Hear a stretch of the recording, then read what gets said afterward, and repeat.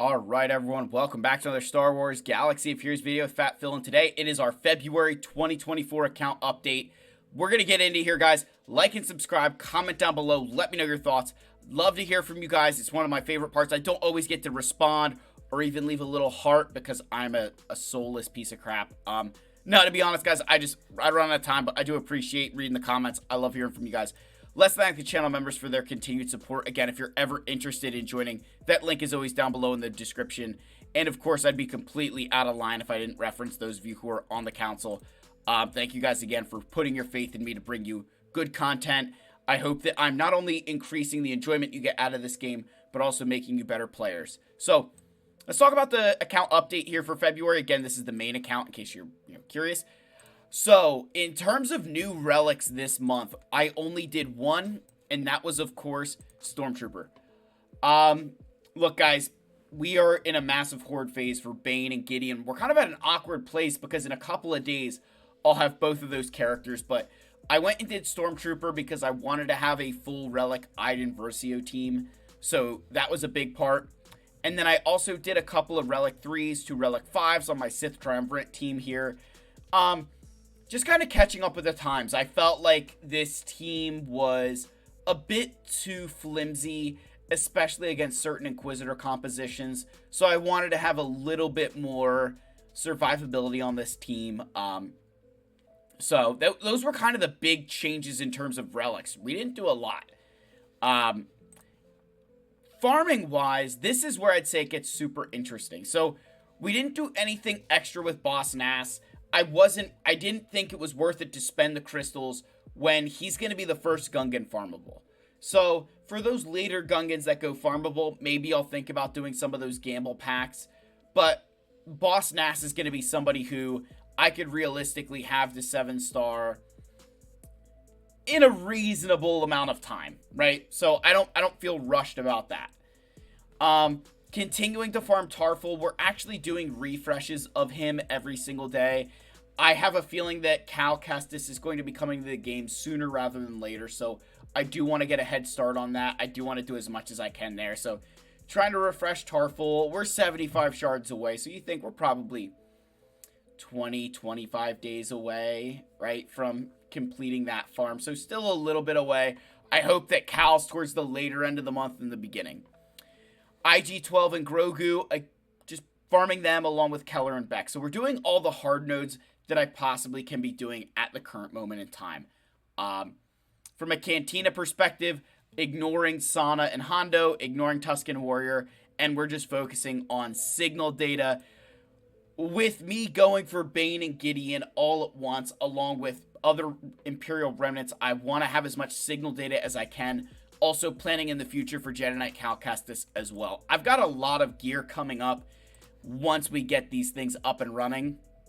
So I don't want to be spending things that, oh yeah, I have them right now, but in 2-3 weeks, I'm going to need them even more.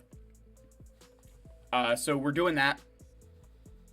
And then from an earmark perspective, I've got Admiral Trench and I've got my Stap earmarked.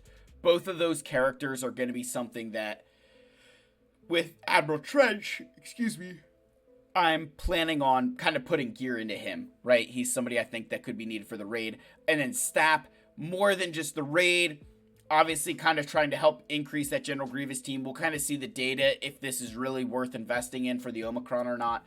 But I also think that's going to be another raid character. So kind of putting myself in a position where those are both characters that I need to be farming. So otherwise, we're still waiting on the comeuppance, or as they call it on the Three Scoundrels and Cantina podcast, which I just got off of. This was at the time of recording anyway. So much fun. You guys should go check out that episode. It was I had you see a little bit of different side of me on that podcast there. It was a lot of fun. I look forward to continuing, to hang out with those guys and talk Galaxy of Heroes. But the Common Pants, as they like to call it, only 6 stars, still not farmable. Once it goes farmable, I will be 100% going for that node. Just, again, from a completion perspective, trying to get through everything that I can in this game. So, that's farming, guys. That's it. Like, that's shard farming, characters, ships. That is everything that we're doing right now. But Phil, what else are you doing? Like, you can't just be sitting still. No, we are hoarding a lot of resources right now. So from a Chirotech perspective, we've got plenty of each piece. And the reason we were able to get here is because I haven't been spending it, right? We're just trying to hoard it because I know that I have a bunch of heavy Chirotech characters incoming that I need to be in. Because think about it, it's not only just Bane, Gideon, Dark Trooper Gideon, and Jedi Knight Cal, but I've also got Saw Gerrera and Tarful on that list as well. So more characters to be doing there. The biggest area this month that I'd say has changed is my mods. So one of the first things I did was I went and remodded my Darth Maul for a lot of protection, and we got a lot of really good speed on him. We got some pretty good mods. Ones that I wish, like this one, I could have rolled more offense on, but I'm not willing to slice it at this point because I only have offense percent that I want there. Similar situation up here. I mean, the health percent and offense are nice, but not worth me taking any further. So we sliced up a lot of these mods for Maul, got some really good rolls, really nice speed on him without a speed set. And then I've continued to kind of work on my placeholder loadouts for both Darth Bane and Dark Trooper Moff Gideon.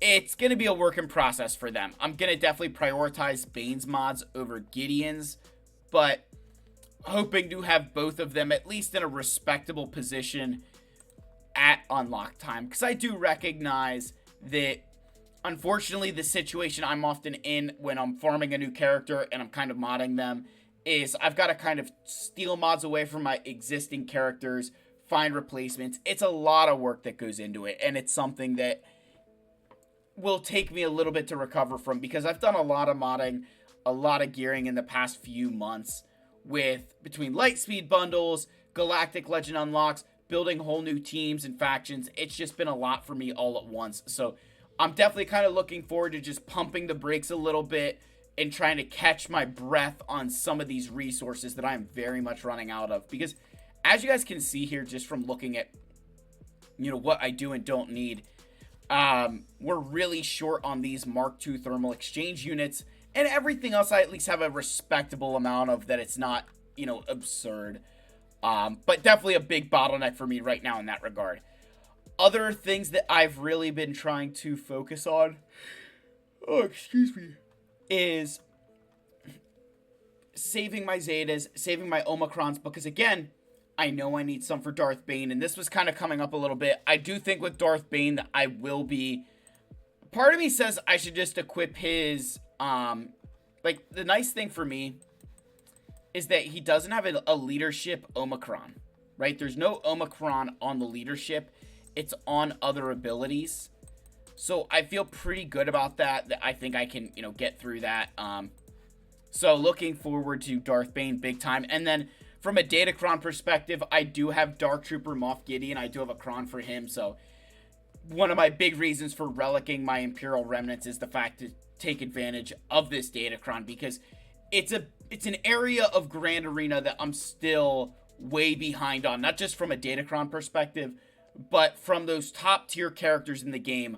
I don't have as many of them. So when they have those Datacrons like Dark Trooper Gideon and Dr. Aphra right now, my disadvantage grows substantially. And so I'm trying to kind of enter the fray into my own a little bit, or enter the fray, however you want to say it. That I've got my own Dark Trooper Gideon that you've got to be worried about. So after all this, once Gungans go farmable, we will be going hardcore on the Gungans. I just think for this new raid, it's going to be one of those situations where I'm going to want to try and get as much out of this faction as humanly possible. I really hope it's not completely rushed. I hope they take their time with it, and I hope they really give us the resources possible to be able to participate with that event, because I just have this fear that if Jabba comes too soon, it's going to dissuade a lot of players from ever trying to gear that character, because they're going to get a sour taste in their mouth. So definitely something that I'm kind of looking at there as well. But guys, that's the end of the account update. Rather, I'd say faster account update. Let me know your thoughts. Again, I love you all. May the Force be with you, and I will see you in the next one, guys. Cheers.